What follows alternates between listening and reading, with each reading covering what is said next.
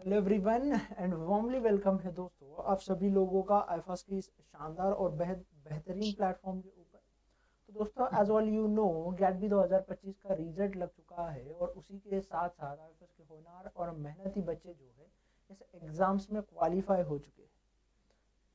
उसके अलावा हम बात करेंगे आज ऐसे एक कैंडिडेट्स के साथ कि जिसने इस एग्ज़ाम में बहुत ही शानदार और लाजवाब रैंक को जो है हासिल किया है। तो जानते हैं उनकी जर्नी क्या रही थी इस एग्ज़ाम्स की प्रिपरेशन की, किस तरीके से उनके अप एंड डाउन्स आए, क्या स्ट्रगल्स रहा, क्या मेहनत रही और बाकी सारी चीज़ों को उनके थ्रू समझते हैं। तो हेलो, हेलो सर। थोड़ा अपने बारे में बताइए दोस्त, इंट्रोड्यूस कीजिए हमें आपके बारे में। तो बेसिकली मैं अभी ड्यू से बैचलर्स कर रहा हूँ, bachelors honours in zoology. So from third year only means मैं प्रिपरेशन लेना चालू किया था। मीन्स मेरे गेट भी आईआईटी जैम के लिए कि अच्छे से उसको करके कोई अच्छा एमएससी बायोटेक्नोलॉजी का अच्छा कॉलेज मिल जाए। तो वही प्रिपरेशन चल रहा था मेरा। और जैसे कि एडमिशन लेना है मास्टर्स के लिए वही। ओके, तो आपको जो है मास्टर्स में एडमिशन लेना है, क्या रैंक रही है दोस्त आपकी? मेरा जनरल कैटेगरी में रैंक रहा है 95 एंड मार्क्स रहा है 180 158.5। ओके, तो पहले तो आपको कॉन्ग्रेचुलेशंस करना चाहूँगा पूरे आईएफएस फैमिली की तरफ से, मेरी तरफ से। चलिए, अब मुझे ये बताइए कि आपको कब ख्याल आया कि इस एग्ज़ाम्स के लिए प्रिपेयर करना चाहिए? कब लगा आपको कि इस एग्ज़ाम्स की प्रिपरेशन जर्नी जो है शुरू करनी चाहिए? तो after second year of my college, वैसे आफ्टर सेकेंड ऑफ बिकॉज मेरे फर्स्ट ईयर में ही मेरा फर्स्ट ईयर के बाद ही मैं सोच रहा था शुरू करूँ, पर उसके बाद इंटर्नशिप्स में इन्वॉल्व हो गए थे। तो सेकेंड ईयर भी पूरा समर इंटर्नशिप में निकल गया। तो अगर उसके बाद मैं प्रिपरेशन चालू किया था मीन्स वही मिड जून से पिछले साल। तो आईआईटी जैम के लिए पहले प्रिपरेशन स्टार्ट किया था कि आईआईटी जैम टारगेट था उसके, बिकॉज सेम सिलेबस रहता है आईआईटी जैम गेट बी वगैरह का। तो गेट बी के लिए मैं भी एग्जाम दिए थे। चलिए, तो अच्छी बात है, आपने गैट के लिए भी एग्ज़ाम दिया था। मुझे ये बताइए कि क्या इंस्पिरेशंस रही इस एग्ज़ाम्स को प्रिपेयर करने की? इंस्पिरेशन मतलब मुझे बायोटेक में फील्ड में जाना था। तो जैसे मेरा ब्रॉडर ये था, स्पेक्ट्रम था कि इन जियोलॉजी फील्ड। तो मुझे बायोटेक ही चूज करना था। और जैसे मैं इंटर्नशिप्स भी पास्ट इंटर्नशिप्स किए थे तो बायोटेक में मुझे इंटरेस्ट आने लग गया था। तो मैं वही जो टेक्निकल फील्ड्स होते हैं बायोटेक के और रिसर्च ओरिएंटेड फील्ड बायोटेक के, तो वो इसीलिए मास्टर्स के लिए मैं ऑप्ट करना चाह रहा था बायोटेक का। अच्छी बात है। और मुझे ये बताइए कि गैट बी की प्रिपरेशंस में आपकी क्या स्ट्रैटेजी रही, कैसे पढ़ाई की आपने, क्या क्या चीज़ों को यूज़ किया, क्या रिसोर्सेस थे? तो आईआईटी जैम दिया था मैंने। तो आईआईटी जैम देने के बाद मीन्स उतना रिजल्ट अच्छा नहीं आया था। मीन्स जैसे टॉप जनरल कैटेगरी से है तो टॉप स्कोरर होना चाहिए। तो इसीलिए तो उसके बाद मैंने गेट बी का प्रिपेयर मीन्स करना ही है, जैसे भी करना है गेट बी के लिए।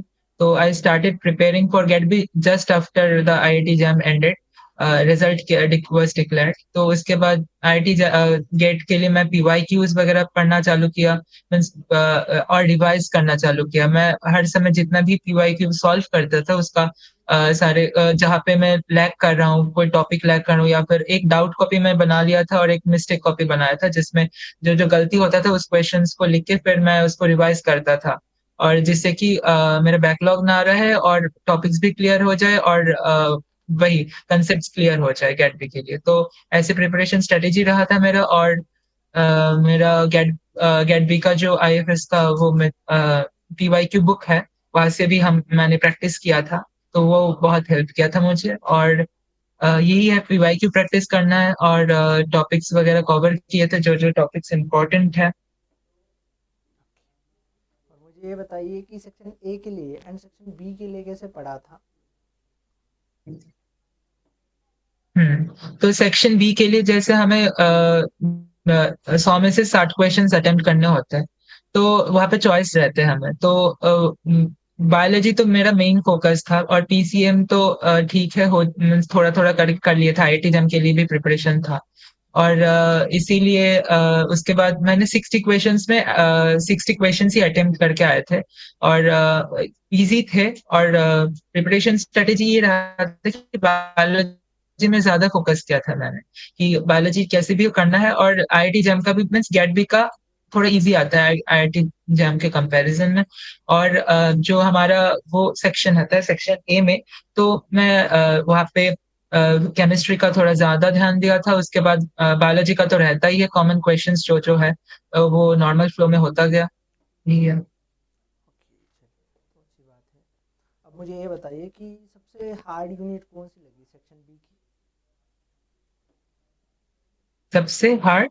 हाँ, सबसे दिक्कत किस यूनिट ने दी, सबसे हार्ड यूनिट कौन सी लगी सेक्शन बी की? ओके। तो जैसे मेरे कोर्स वर्क में तो बहुत सारी चीजें जैसे बायोकेमिस्ट्री, इम्यूनोलॉजी वगैरह सब कुछ ऐसे कवर होते गया। तो मैं जो लास्ट सेमेस्टर में था, सिक्स सेमेस्टर में, तब हमारा बायोस्टैटिस्टिक्स था। तो बायो इन्फॉर्मेटिक्स वैसे उतना हुआ नहीं था मेरा, तो टेक्निक्स का और बायो इन्फॉर्मेटिक्स वगैरह का और बायो इंजीनियरिंग प्रोसेसिंग ये सब थोड़ा सा वो लगा था। पर मैंने जैसे सीनियर्स के साथ टच में रहे थे, तो वो लोग बोले तो उतना उसमें मैटर नहीं होता, बाई क्यू सॉल्व करते गए, और जैसे कॉमन क्वेश्चंस आते गए उसको एनालाइज करते गया तो हो गया।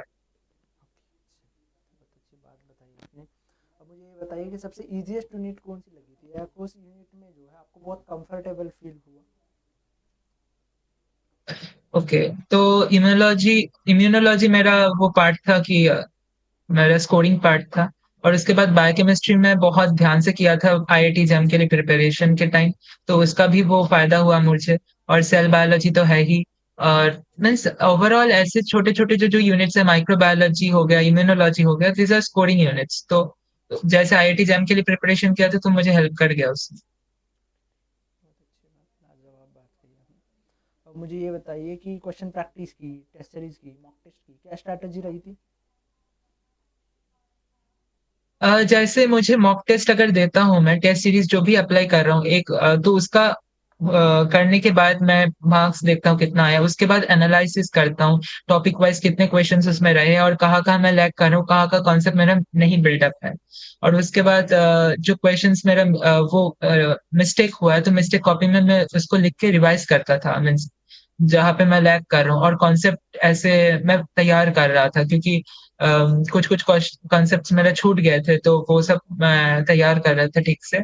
और पीवाईक्यूज में बहुत सॉल्व किया था, पीवाईक्यूज में से क्योंकि कॉमन आते हैं, और पीवाईक्यूज के कॉन्सेप्ट भी मैंने जहाँ पे लैग कर रहा था वो भी मिस्टेक कॉपी में लिख के उसको प्रैक्टिस कर रहा था और उसको रिवाइज कर रहा था। ये मेरा स्ट्रेटेजी रहा था, और यही है। चलिए, अच्छी बात है। अब मुझे ये बताइए कि जो भी फ्यूचर एस्पिरेंट्स हैं, जो प्रिपेयर करना चाह रहे हैं आपसे, मतलब इंस्पायर्ड होके आपको देख के वो प्रिपेयर करना चाहेंगे, तो उनके लिए क्या सलाह देना चाहोगे, क्या सजेशन देना चाहोगे? ओके। तो अगर वो फर्स्ट ईयर में है तो उनको पहले से अपना फॉरेन ऑथर बुक्स अगर चाहते हैं तो पढ़ सकते हैं, क्योंकि बाद में टाइम नहीं रहता फॉरेन ऑथर बुक्स का प्रिपरेशन करने में। और जैसे मैं सेकेंड ईयर के बाद ही स्टार्ट किया था, तो उसके बाद पाथफाइंडर के बुक हेल्प किए थे थोड़ा सा। और पीवाईक्यूज लगाने हैं और मॉक टेस्ट जब भी देना है उसका एनालिसिस करना है, और उसका मिस्टेक कॉपी बनाना चाहिए जिससे रिवाइज, और revise is very important. Revise को लोग छोड़ देते हैं, रिवाइज को बहुत रिवाइज करना चाहिए। रिवाइज से क्या होता है कि वो मिस्टेक फिर से दोबारा नहीं दोहरा सकते हम। तो ऐसे होता है। पीवाईक्यू सॉल्व किए थे मैंने, तो पीवाईक्यू सॉल्व करना चाहिए। और जो जो कंसेप्ट है, कंसेप्ट बिल्डिंग में बहुत हेल्प करना होता है, मीन्स ध्यान देना चाहिए। और यूट्यूब में अभी आईएफएस का भी बहुत अच्छे अच्छे लेक्चर्स है, जैसे टेक्निक्स वगैरह का हो गया। बाकी जो लेक्चर्स होते रहते हैं, वन शॉट लेक्चर्स भी बहुत सारे होते हैं, जैसे पीवाई की सॉल्विंग सेशन होता है, और जैसे कुछ गारंटीड क्वेश्चंस का भी सेशंस होते हैं। तो मैं उसको भी फॉलो करता था, तो वहां से जो जो गलत होते थे तो वो उसको भी मैं लिख के रखता था, ये गलत हुआ है तो यहाँ पे कंसेप्ट मुझे पढ़ना है फिर से। तो ये करते करते हो जाता है। और गेट भी इजी रहता है आईआईटी जैम से। तुम अगर आईआईटी जैम का टारगेट लेके चलो तो गेट भी का इजीली क्रैक कर सकते हो, ऐसा बहुत ये नहीं। Thank you so much for sharing your experience and your journey with us. Thank you once again, and आपको बहुत सारी शुभकामनाएं आपकी आगे वाली जर्नी। Thank you.